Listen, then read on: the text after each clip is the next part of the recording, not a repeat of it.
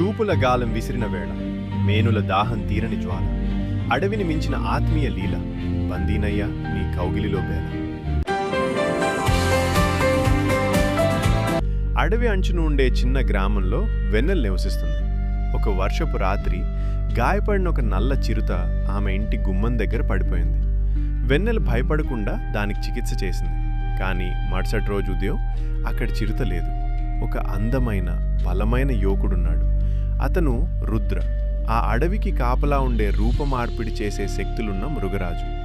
రుద్రకు మనుషులంటే మక్కువ లేదు, కానీ వెన్నెల స్పర్శలో ఏదో మాయ ఉంది. ఆమె అతని గాయాలను తాకుతుంటే అతనిలోని క్రూరత్వం కరిగిపోయి ఆరాధనగా మారింది. ఒక నిశ్శబ్ద రాత్రి అతను వెన్నెల గదిలోకి కిటికీ ద్వారా ప్రవేశించాడు. వెన్నెల అతన్ని చూసి చిరునవ్వు చిందించింది. రుద్ర ఆమె దగ్గరికి చేరి ఆమె మెడపై తన వెచ్చని శ్వాసను వదిలాడు. అతని చేతులు ఆమె నడుమును గట్టిగా చుట్టేయగా ఆమె అతని గుండె చప్పుడులో అడవి హోరును వింది. నువ్వు క్రూరమృగానివా లేక నా ప్రేమికుడివా అని ఆమె మత్తుగా అడిగింది. రుద్ర ఆమె పెదవులను తన పెదవులతో తాకుతూ, నీ ముందు నేను కేవలం నీ దాసుని అని గుసగుసలాడాడు. ఆ రాత్రి అడవి గాలివారి ఆత్మీయతకు సాక్షిగా నిలిచింది.